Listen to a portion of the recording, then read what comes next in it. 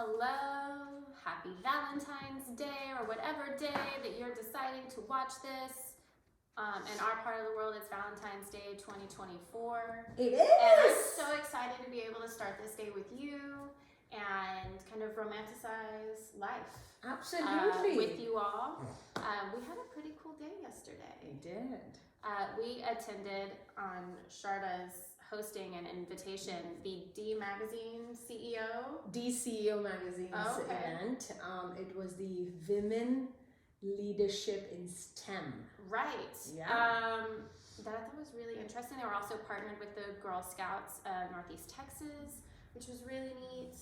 At the Perot Museum in downtown Dallas, where we got to hear from and meet a lot of really inspiring women. And people who are kind of already out there changing the world, like Pasos of Oak Cliff. Yes. I also brought my notebook. I might scurry over and Yes, get it, absolutely.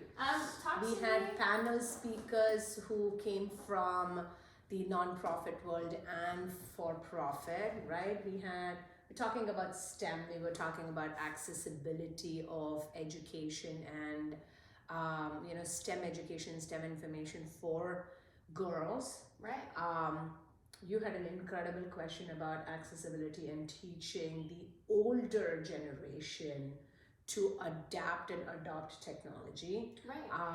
Also, not just necessarily older, those who are not always very comfortable, in their knowledge of technology. We had a couple of, I think, incredible women. One from Slalom Consulting, I think her name was Kelly Wood. Marissa she was a VP of Financial Services Tech Strategy from Capital One. Right. Badass. Amazing. Like, she totally, for me, the moment she started talking about the actual behind the scenes technology, Right. and the infrastructure and the computing power and all of that actually makes our life in front of the screens happen. Right. To me, that was I think that's powerful. important because there are some of us who aren't a part of the building, right? She used architecture a lot, and I loved Correct. the visual representation there. Yes. But for some people, when you say technology or the internet, you're gonna assume it just exists. Yes. And we're just tapping into it. And in reality, it's been hundreds of thousands of hours of work and coding. And my aunt is a software engineer. Yeah. And when widgets became a thing, she was on the forefront of, like, I call it widgetry. Yes. Yes. But for I would consider myself a layperson. Yeah. In the tech realm, and I would also consider, as an older millennial, people who were around when the internet was brand new, when it still made like crazy sounds to dial in. There are some of us who didn't want to be a part of it. There were some of us that were really resistant, still really love analog and Yes. the hardcore machinists that like simple machines. And I think there's a way to be able to invite people to the table that doesn't make them feel shame, that makes them feel excited about the ease of it. Absolutely. I think that's my favorite thing about technology is actually how much it allows me and my family to be able to focus on all the important things, because technology makes certain things very easy to happen, right? I mean, being able to travel and hike and find the right hikes. I have a 12-and-a-half-year-old, and there are certain hikes that he and my husband will adventurously do that I'm like, nah, brah, not gonna happen for me. And I think that is the beauty of being able to pre-plan or pre-understand a hike so that you are prepared. Not all of us have maps and like trail books. Correct. And I mean, those things, I've done that too. I was part of that world as well. And I think allowing for my washer dryer, as an example, okay?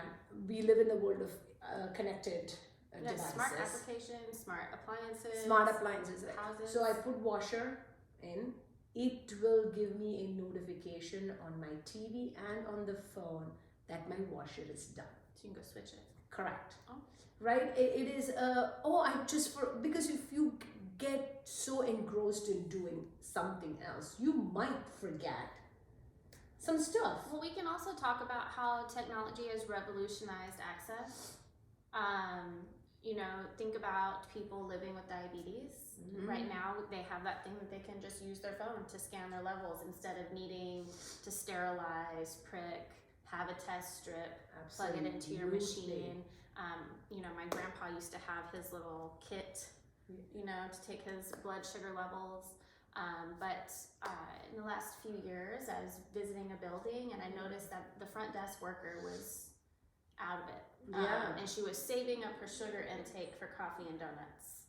But she was able to check her sugar and we were able to see that she was at 30, which is like critical levels. So self-administration and self-monitoring. What an incredible... And then you talk about people who are blind, who now have technology to have things read to them. Yes. Or people who are deaf. So we have all of these different ways that technology... Accessibility has been, yes. But it started with these visionaries in these offices, building it. Yeah. Knowing how to put it together, and it's nothing that can materialize, really. It's all intangible. It sometimes looks like absolutely confusing code, because it is. Yeah. And I thought it was really beautiful to see so many people so excited. Yeah. Yidra was at our table, right? Jindra. Okay. Yes. Jindra was at our was table. with a J. Yes. Yes. I remember seeing it. She was so excited to see just in the building that there were little H2O molecules hanging from the ceiling. Yeah. And seeing the sheer joy and the way science brought all of these people into a room. Yeah. Beautiful visual stimulation, I would say. Yeah. And inspiration. And we were very privileged to be able to be in the city that offered an event like this, attend it with some incredible people, talking about, we are part of the human society who have access to these things, right? There is a huge section of human society who are struggling with basic necessities and needs for life, and technology has improved their accessibility to medical, right? Telemedicine has really allowed for people to ask some basic questions and basic care that technology has provided. Translation services. I think that is a fundamentally useful way to communicate. We still live in a world where we yet as a human society haven't come to a single language of communication. We are multiple languages, and there are elements of pride in the languages, I get it, but at the same time we have to recognize that it has created barriers for deeper communication and conversations, because language can be a barrier, and it is. Yeah, when we were talking about being, and we really did, we kind of exploded into access to being a global community, and we're still dealing with the ramifications of figuring out what that means for everybody, and really trying to celebrate the diversity that it offers us, right? Yeah. Really trying to understand how each and every thread of it makes it that much more beautiful and that much more enriching, and trying to build in a way that makes space for it all and recognizes it all. And I loved the inspiration behind that, of being able to go and notice where a population is being left out when there's no input, right? We're talking about generative AI, talking about, you brought up a great point, is like, until you put it out there for generative AI to learn from, it might miss you, right? It will miss you. You won't see yourself represented, you won't see it as a useful tool if we aren't also contributing to it. And I love that you wanted to dispel the fear from it, but also encourage people to get in there and get your hands dirty. you know? And not too dirty, okay? This is what I love about technology. It also can give you access to information such as touching fecal matter and touching your face is going to give you a fucking pink eye. Or why you should wipe your iPhones down when you get home, right? If you set your phone down in a public restroom, use Sandy wipes. Wipe it! We should probably have more Sandy wipes in public restrooms now. I for those totally things. agree. Totally. Uh, I mean, you know, my kid came back from school yesterday and he had a little bit of a rough throat. okay. And I'm like, babe, what's happening? Were you loud? Are you feeling sore? And he gave me an explanation. Not even explanation, a diagnosis. And he's like, don't worry about it, mom. It's postnasal drip. Okay, what is that? I've not heard of it, right? Doesn't seem complicated. He's like, no, it usually comes after, you know, cold, cough, or allergies or whatnot. It's, you know, it's the drip that happens in the throat. And I'm like, where did you learn from it? It's very common, Mom. You can Google it and find it. And I had to tell him, honey, Google is not medical information very easy. Mom, this is just basic information. I'm like, all right, this is, and he's 12 and a half. The confidence that generation has when you provide information in their hands. At the same time, parents provide guidelines and being able to be a safe space for them to come and talk to you about said information. We talked about how parents need to play with their kids. And we were not talking about playing Legos and whatnot. That is there, 100%. Also important. But you have to explore technology with your kids. Don't get your kids in a technology you yourself have not explored. Doesn't mean you don't get them on any technology because you're uncomfortable with technology either, right? It is, we talked about gaming. Right. I'm guilty. I haven't learned to play Minecraft. I promised I would. Yeah.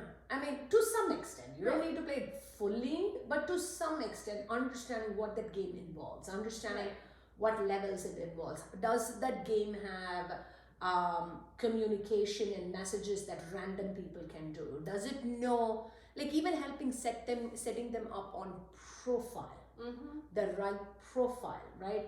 Don't divulge you're a child in your profile name. Don't, you know, parents can set up guidelines when you have parental controls. Oh my God, do I love technology that has evolved where you can have parental controls. Absolutely. And also, you know, when we talk about how they're interacting on the internet, you also have to make them aware of some of the things that you see are going to be trying to convince you of things. Right? Which is why having safe space where they can come and talk to you is so important. Right, because do you remember when unboxing videos hit YouTube like wildfire? I don't know, is it still wildfire? I mean, pretty much. Oh, jeez. I think babies really love watching unboxing videos. I think people do, because now you have adults that get their things and they pull them out of the box and they show them to you. I know there was a lady. Oh, you're living vicariously through that. Yes, that makes sense. Opening it, you know, I got this new iPad, watch me open it. Yes. And show you all the little things with, you know, and it went crazy in our household with my nephew and my daughter. Okay. To where it got to a point where the unboxing was the only part that they enjoyed about receiving something. Oh man. Oh my gosh, right? Or the fact now that because my daughter's on YouTube, she was like, can I do a name reveal?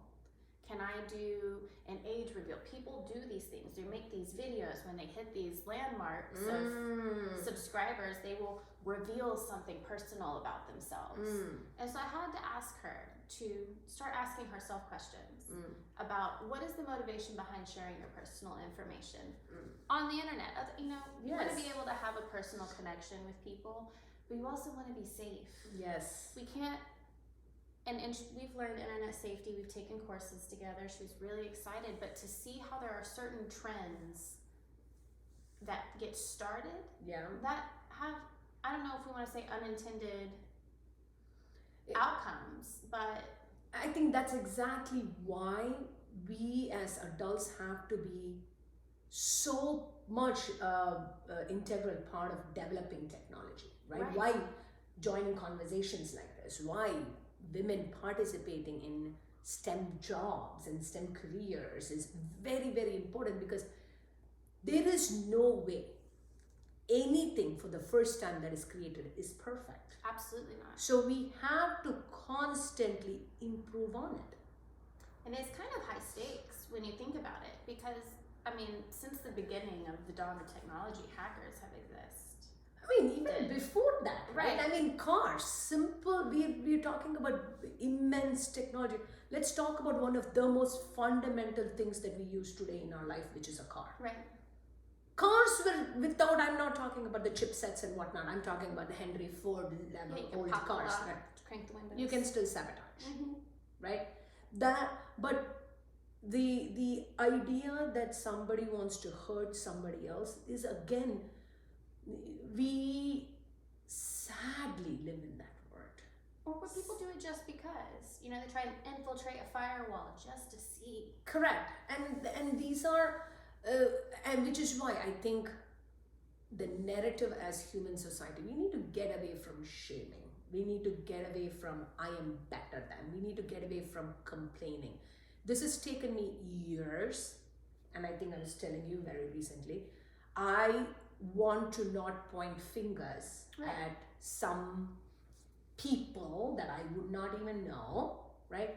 About what stupid technology have you created? What stupid law have you passed? What stupid? I'm like, if I am that concerned about how much it is affecting me and my family and my society around me, I better fucking get involved. I feel the same way. And just doing something about it is as simple as having a conversation. It can be as simple as choosing to shop somewhere different or choosing to eat differently. I think that there's a lot of power in knowing your scope, right? And getting away from binary thinking, you know, that good and bad. You know, one of our table mates yesterday was talking about how the company she worked for 20 years ran a really incredible campaign with their employees that you're never gonna get this level of whatever outside of this company. It was very cult-like mentality. Your skills aren't gonna transfer. Nobody's coming for you. Nobody, you know, you can't go anywhere with what you're earning here. And we know from talking to her that her very recent move and new job gave her Confidence. Yes. And And not even confidence. She went in there and she's like, and I didn't even know I was going. I gave them an incredible number and they said yes. I was prepared to haggle. I didn't have to. And it was so incredible to think that the way you think, it's not a gimmick, the way you think about things really determines the outcomes of your actions. Totally does. Right? Totally. I mean, this is leaders in a company. You don't need to abide by the so-called culture of the above. Your integrity can hold true. Okay. One of the reasons why I am in the job I am at, Right. and I am very fortunate to have a C-suite job at table, you know, seated at the table at the board and everything, is so that I was hoping I could get an opportunity to set culture. Love it. Right. And culture has to start at the top. And if you have culture at the top that says, we are going to control you, psychologically manipulate you, this thing of this is how much you can go, this is your skill set, we're going to find ways to keep you where you are at, and max is here, your ceiling is not further. That is culture that is created on fear-based, right? That is based on control. But if you have a flourishing culture from the top, success then can start from the bottom. Everybody is dispensable. Every single human being is dispensable. There is no such thing as indispensable. Okay. Fortunately, we should not get hit by a bus tomorrow. But, right. even not to get dark, which I am going to get dark a little, my son, my kid, will continue to figure out life with the people around him loving him. If I get hit by the bus or whatever, and I'm out, everybody is dispensable.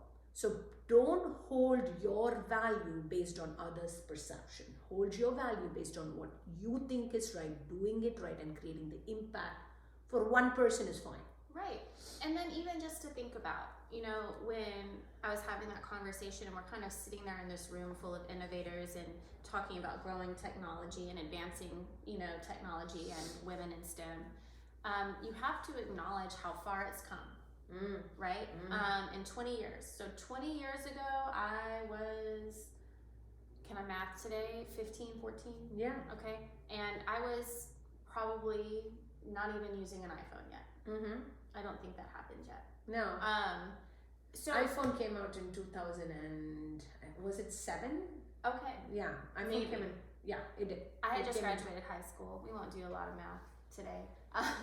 But so 2007 you graduated high school? Yes. Literally, sorry. Don't worry. Okay. So I'm sitting here and you have to consider how much has changed and how much the people in that room are really passionate about it, right? But also knowing that they're having to deal with restructuring because of fear-based, control-based issues, because of, it's really important to keep certain ideas and mechanisms within the company. So there's some elements where control is a thing. I like to invite loyalty. Yes. Like there's an incentive for you to be part of this, an excitement that you're so privileged to have this knowledge. Yes. However, I think that we're only just now getting to the point where women have been able to put that perspective out there, and how much rehabilitation it's going to take for people to feel safe. Yes. Anyone who leaves a church, leaves a religion, there's always this fear that they're making a mistake, right? Because they've been told. Yeah. I watch fear cripple people, and myself included. And we talked about failure. Yes. And how we need to remove the fear from failure. Yes. Maybe we need to just stop using the word altogether, because I don't feel like failure, any way you say it, sounds rewarding. Because failure, the word failure is it's for an individual, or it's for a human element. It could be a team, it could be an individual, but failing can be on a task. Okay. You can fail a task, doesn't make you a failure. Okay, so failing a task is a-okay. Not being able to swing the ball on a tee stand and hit the ball, you failed at hitting the ball. Fine, swing again. Right. Doesn't make you a failure. And I think that is where you're right. I think terminology is super important. The language, and because you can use fail in so many different ways, and think of the incredible things that we learned, right? Because we don't live in an ideal world. Safety. Is there such thing as an ideal world? Not at all, right? Ideals live here in your head. But we have to worry about safety. Yes. We have to, maybe I won't even use worry, but we have to anticipate that we are going to meet catastrophe at some point. Yes. We would have never changed the way we built buildings in anticipation of earthquakes. Yes. Had something catastrophic not happened, had something not failed, a beam failed, right? Or a bridge had a failure, right? We wouldn't be at the heights we are. Yeah. Without experiencing these incredible lessons, we'll say. Yes. But I don't feel like we view them as necessarily failures, or we can change it in the way that we see it if a project, a thing can be a failure. It's just we shouldn't project it as a human sentence, right? But we are, as a human society, evolving, right? As a human civilization, as a species, we are evolving. There are those who make decisions maliciously and selfishly. Vindictively. Correct. Whether it is for vindictive reasons, which happens, or whether it is for selfish, greed-based monetary reasons. hey, if I get materials not these that my architects and civil engineers are telling me to buy for the bridge, but if I get these materials that are gonna save me money, I can make a little bit more margin on it. That is a known. That is, you are participating in something that could have drastic efforts. Like we've seen this in nuclear plants, right? I was watching this show. If you haven't watched the show, watch the show called The Railwayman. Okay. The Railwayman, okay? In India and in the world, this was the largest nuclear plant disaster. Okay, it happened in Bhopal, right?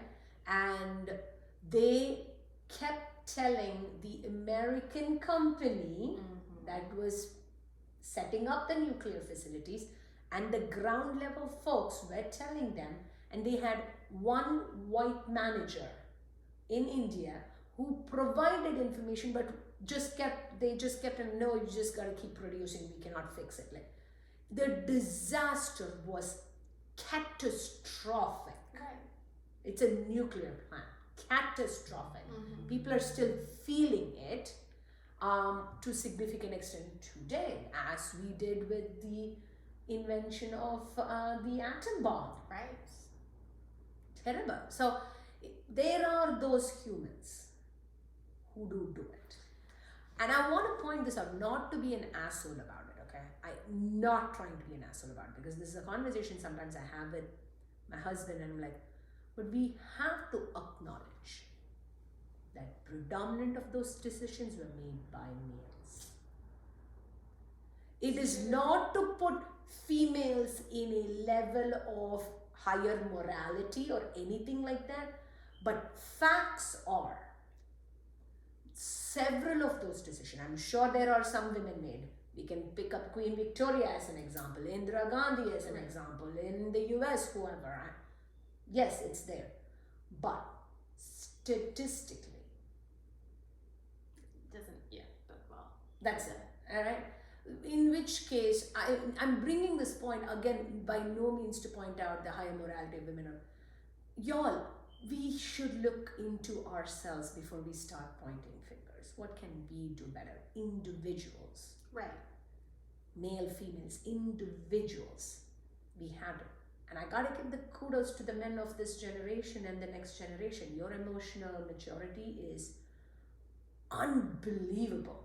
Right. Keep going at it. Absolutely. And feeling comfortable in that space. I've urged your partner. You've talked about your partner in that way. And encouraged him to talk to people more. I encourage all the men that I meet who are emotionally intelligent to have more conversations with the men around them. Yes. To invite them into those spaces to make them feel safe. We really are in this new world of creating more space to be emotional, to creating more space for everyone to develop nuance and new ways of thinking and exploring new ways and new things. And we're gonna make mistakes. We're gonna fail at some things, and tomorrow's still coming for most of us. And we're lucky to be able to say that. And I think it's just important to be here in the moment and appreciate what is and what has come before us, and also still remain really hopeful about how we can keep moving, because it's got to have that momentum, the law of kinetic energy, right? I remind myself of that often. Yes, absolutely. And I just want to look over. So you talked. She was one of the, I think, only one who took like serious notes, which I loved. Thank you. I sometimes overly, I think I can remember a lot more than I give myself far more credit on my memory than I should. Right. But I think you did a phenomenal job writing certain snippets from yesterday. I did. And we're gonna tag all these women in our. Yes, we'll have to find all of their stuff. I just remember hearing that a workshop. Remember, there was a 2-sentence workshop that they had spoken Yes. about on stage. I'm pretending that blank Yes. when I'm actually blank that I thought was Yes. really powerful to go through. Yes. And then asking the questions like, how can your company support the change? And then also recognizing that we're all our own tiny companies Yeah. that operate That around the world. that workshop thing. Okay. So it was Malajui Bass, who's VP of Product Marketing at Thomson Routers. Right, Okay. Thompson, not no P. Okay, Thomson Routers. And there was a workshop, she said. I've been pretending that dash, and her dash was that I will not have room to grow, or there is going to be a glass ceiling for me. Right, in or that my- no one's going to listen. or no one is going to listen when I am actually afraid I can't do it. Right, or I'm the reason that I think that. I remember something powerful she said after that. And she repeated it. It was a mantra, it was an affirmation. Yes, absolutely. I deserve to be heard, Mm-hmm. and the people in the room deserve to hear what I have to say. The world deserves to hear what I have to say. And I remember, I think she repeated it 3 times. It was really powerful. Yeah.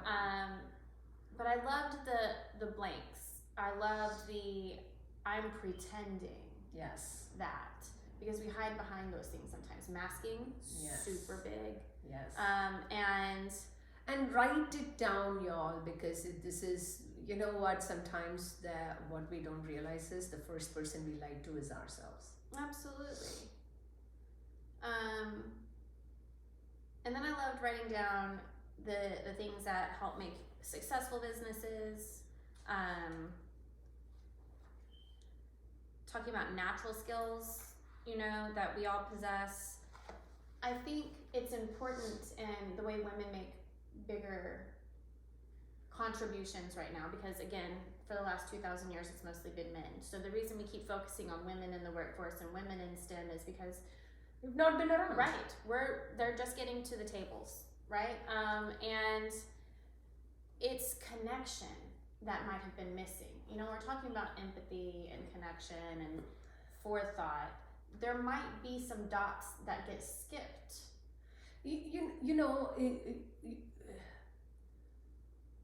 We should be understanding of where our society and civilization shaped the men. Right. Okay, it is not. We can't blame. This is not a freaking nature. We're not thing. blaming. No. Right? This is not a nature thing. It's not a nature of this is how women are, men are.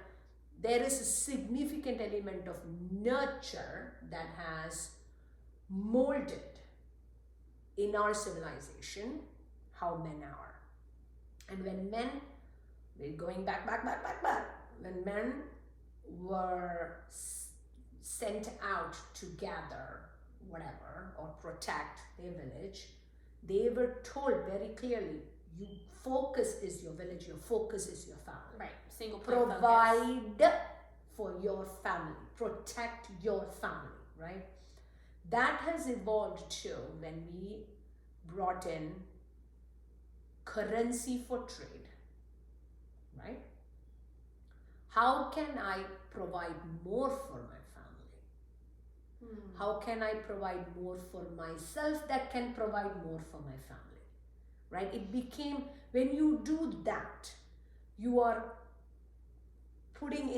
sowing the seeds for individualistic greed, right? What were women conditioned? Women were conditioned, take care of your people around you, right? So it wasn't just providing for the family, it was providing a structure for their close community or society. So that's why they said it takes a village to raise children, right? And so they were not just focused on the feelings and the needs, and they were so attuned to the feelings and the needs of the people in their house, including the men, right, and the children, but also their neighbors. And people in need. You see it in small villages when birth happens. And and even more so than that, you know, it gets really dire when something happens during a birth, right? Yes. Stillbirth occurs, and you watch these stories, because now we have representation of some of these stories where you have the midwives, and then you have the other women who come to help, the other women who come to tend to the children to Yes. make sure that healing and grief can take place, right? You have the elders that are there to also offer wisdom and support, right? And the promise of time will Yes. help you heal.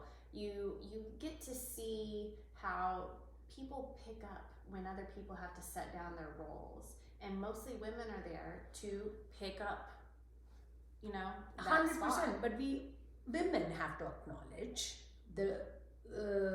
we didn't invite men into it.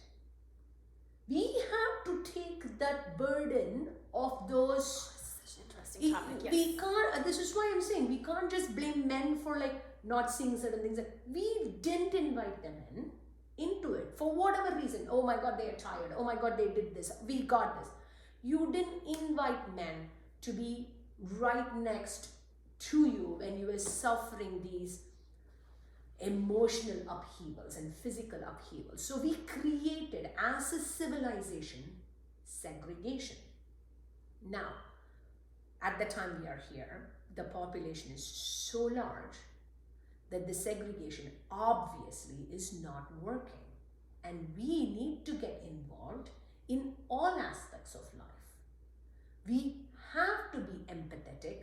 Men have to be invited. Women, invite the men in. And sometimes, okay, because I want to talk about this phenomenon that has also kind of taken over.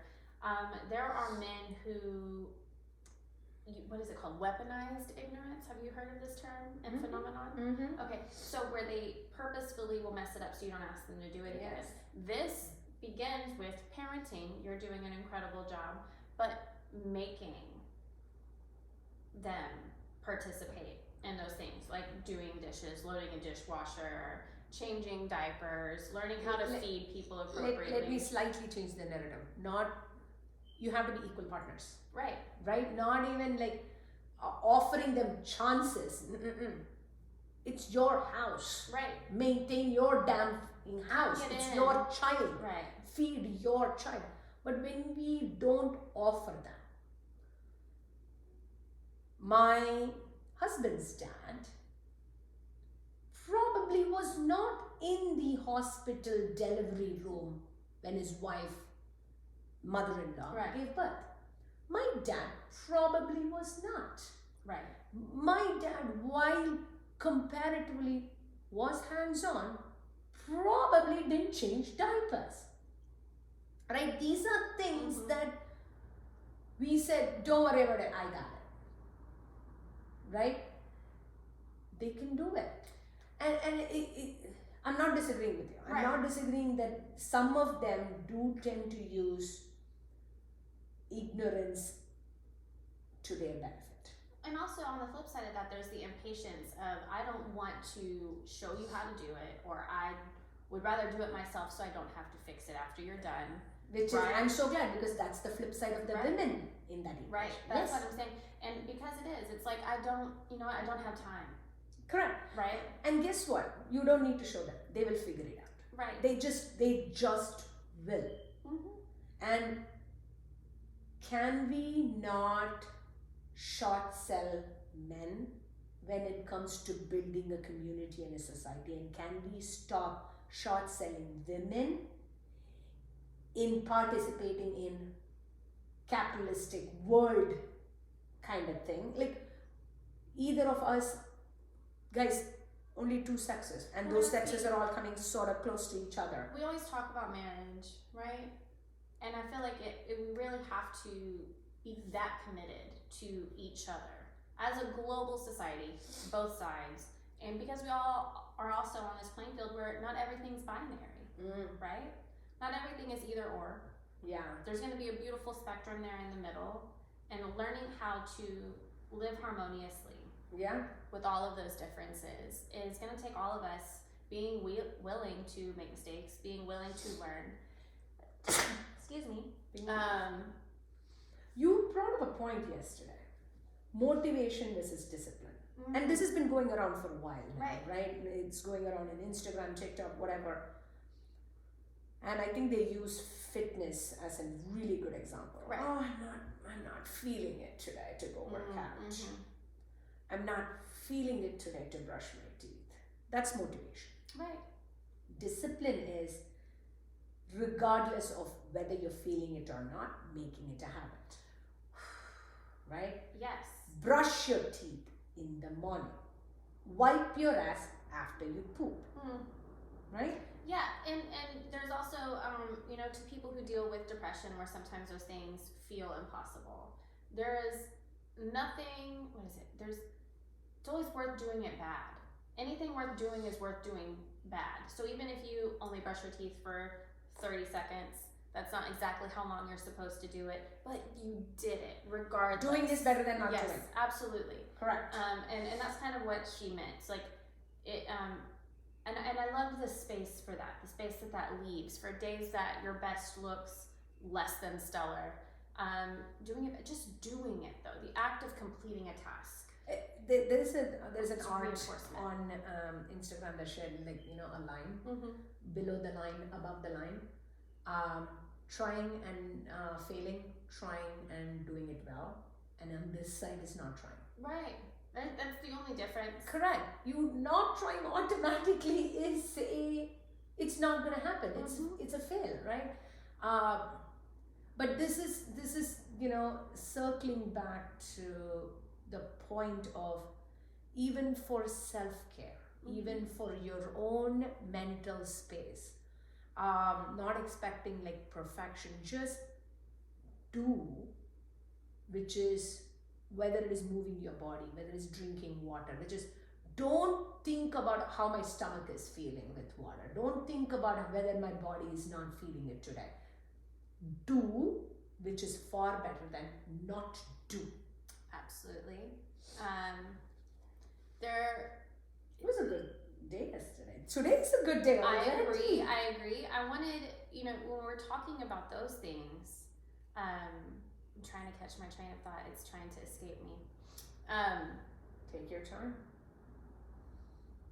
In the meantime, I'm just gonna look at her beautiful earrings, because they got like various different colors in it. I don't know if I've told you about these. Ari made me these a few years ago. No, you did not tell me about it. I was wondering why there was a dangling thread up there that was not cut properly. Yes. I think she was 4 or 5 when she made these. Oh, so cute. They're adorable. None of the hearts are the same color. Or both sides. None of them are the same. No, I love it. It's both have pink in it, and one has orange and one has teal blue. Yes. I love it. I think it's just so full of color and character. This side has a green bead, that side has, they all both have the beads. Yeah, so the beads are the same. It's just the little hearts at the bottom that are different. And she has these velvet pants. I'm like, oh my god. I've been wanting to touch them since she came. I didn't. So like right now I'm like rubbing and touching them. I need to confess that I'm not a big fan of pink. Me neither. I'm not. I think you and I we won't do full body pink. You just did it today, and you obviously matched it with a little bit of a neutral, and I did it yesterday. Yes. With just my hot pink shoes, but I had a black dress. I think it's not that we don't like pink. I think we've gotten nauseated by head to toe pinks. Right. Maybe, right? Because, oh my god, girl means you need to be all flowery and pinky and everything pink and everything matching. And I'm like, See, and I think, gross. There's a level of delicacy that I don't possess for it. But these, believe it or not, were part of my Christmas outfit. And it came with like a patterned pink sweater, and Ari picked it out because she knows I don't really buy. You know what? You and I have a hot pink satin pants. Oh, okay. And you and I should go out to town, and yes. I hope at some point we get to put Big Venus Energy out there and create a small community thing that we bring people together. I want to see it. Right? And Yeah. we need to create a breast cancer awareness month, and we can totally don these hot pink pants. Pink. I've caught my train. Again, Finally, see, this is what's good. It came back to the station. Wanted to explore this concept because yesterday, we talked a little bit about menses, and you and I talk a lot about equity. Yes. And equality. Yes. Right.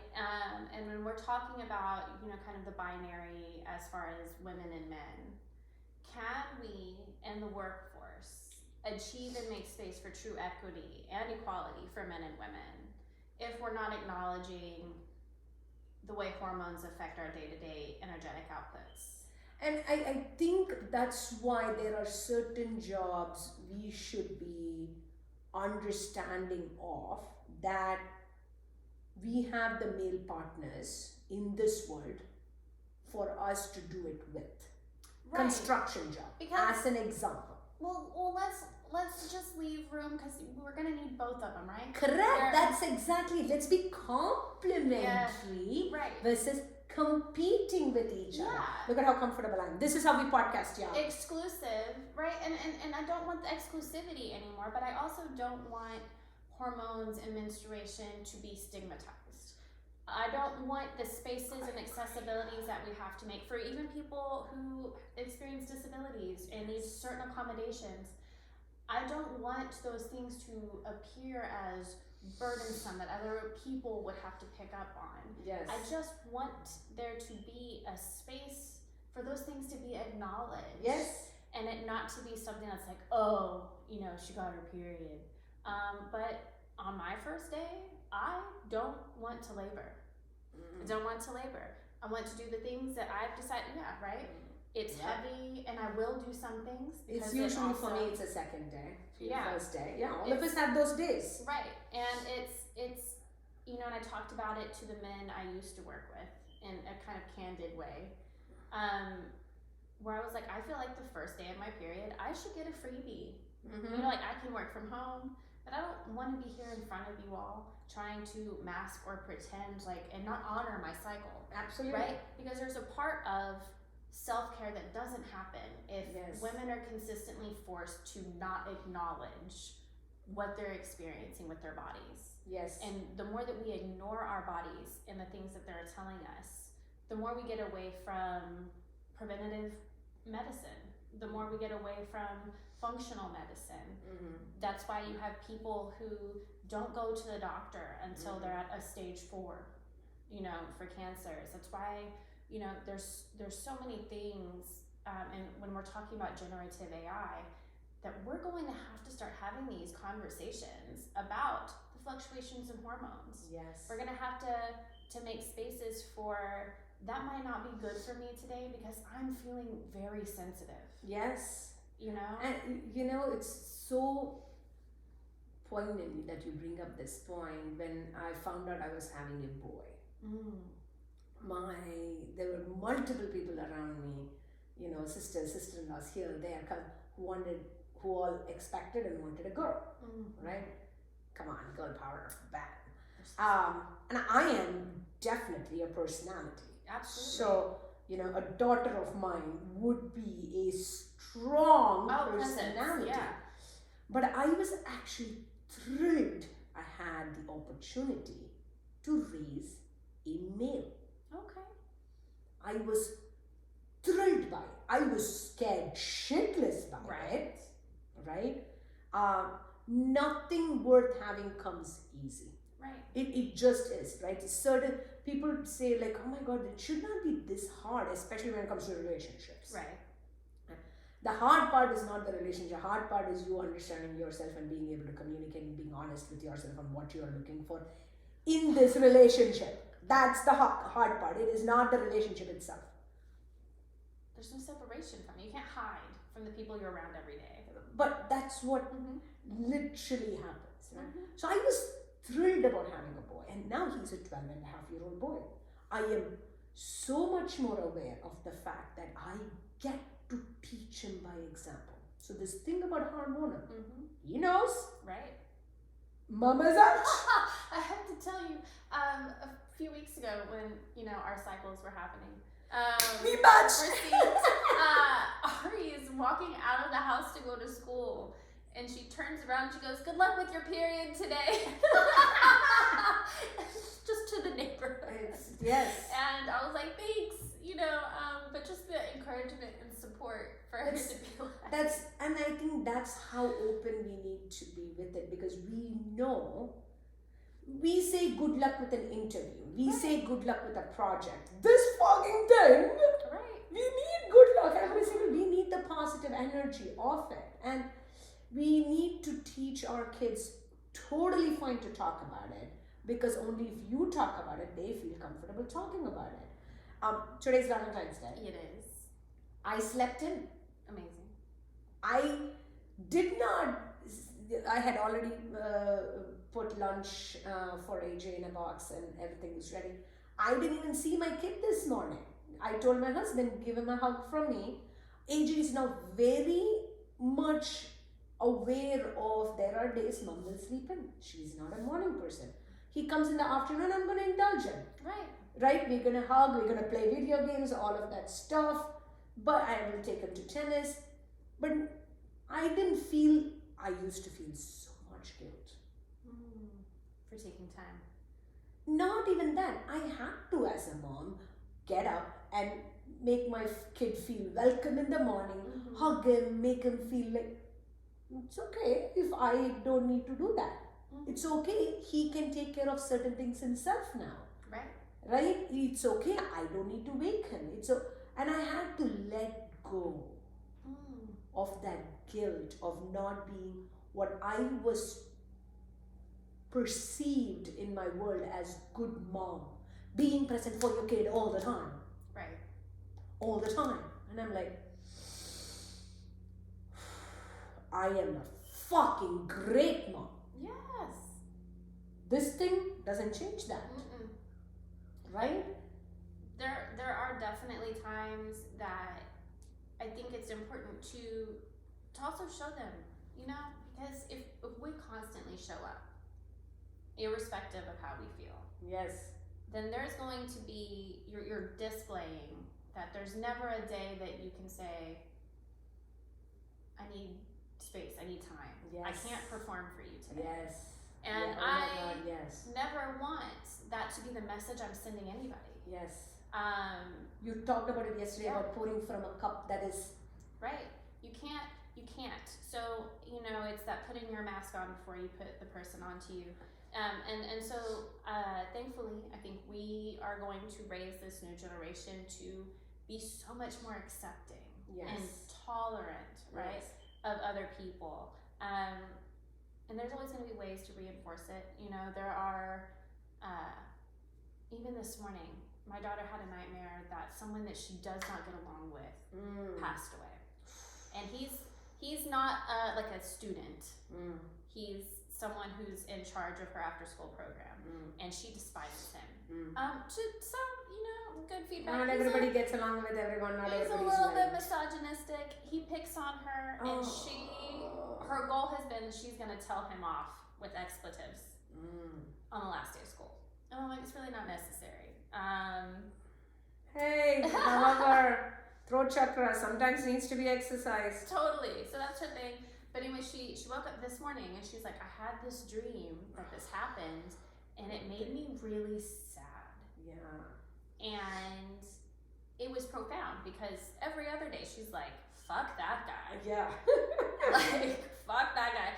And then this morning she was like, but I would be so sad if something horrible happened to him. And I was like, so maybe you should try to be more kind or, more accepting of who he is as That's a person. it. Tolerate. Right. Can't accept, but tolerate right. at the beginning. Right. And she's like, I think maybe you're right.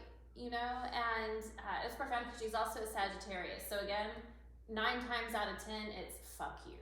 Yes. I don't care. Yes. But when she gets to grow into her own kind of compassion and perspective, it's like, I'm so glad that she has the ability to reach that herself. Yeah, it's amazing. It is. And I think that's where we can show them that we are there for you when and if you need us. but constantly always being there is you inviting people to take you for granted. And that doesn't feel good. And you can't blame them then. No. This is why we keep talking about this thing of we got to look at ourselves in what we are doing. Yes. So, very small thing yesterday, my husband got teeny tiny frustrated about two very small things we were doing in the kitchen. We are humans, get frustrated. Right. Done, passed over, go to the couch, and me, who I am such an empath, okay? And, you know, obviously with my husband and me have been together since like forever. Right. 25 plus years, okay? Such an empath. I want everybody's feelings to be managed well and everyone taken care of. And I'm like, honey, are you still frustrated? Are you okay? And it got to a bit of a tiff. And I went off inside. And then he then came in and he's like, honey, are you okay? Like, it wasn't a big deal. We may not have made it. And I said, just, I need some space, right? And then I processed and I'm like, why did I take it upon myself so much to manage your ego? Right. Why was I so worried about the fragility of your ego? Not that it was. Right. I made it into a thing. And I'm like, holy shit, I need to watch myself.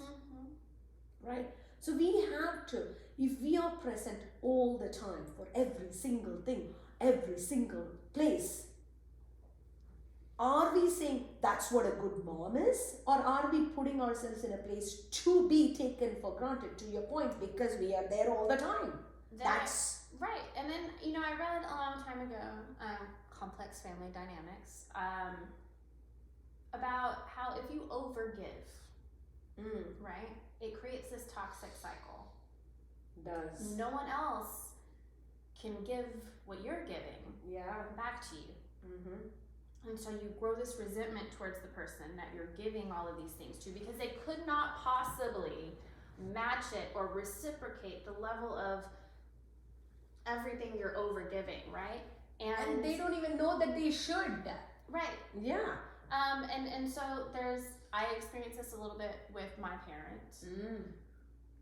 But literally, she's like, I don't know why I can go out of my way all of these times for all of these people and no one does that back for me. And it's not saying that you shouldn't do nice things for other people, but you should also recognize where maybe you're extending. Yes. Right? And how that's going to make you feel. Yes. And it's no one else's responsibility to shift that for you. Totally. And that's hard to learn. So. Which is because it is very hard to introspect in ourselves, right? It's easy to observe outside, harder to introspect inside. But I think this is a great point for us to wrap this on, especially on Valentine's Day. Be your own Valentine. Love yourself first. You more than deserve it. And start there. See how wonderful an individual you are. See how flawed you are and be okay with it. And on this journey, sometimes it can be hard. The indirect way is to recognize that some of the things that you like about other people and other things are things that are often familiar to us because maybe we're just not seeing it clearly that that's something that we embody. So I hope that you're able to find something that reminds you about how great you are and that we're also lucky that you're here, and can't wait to get to know you all more. Have a great Valentine's Day. Yeah. Ciao. Bye.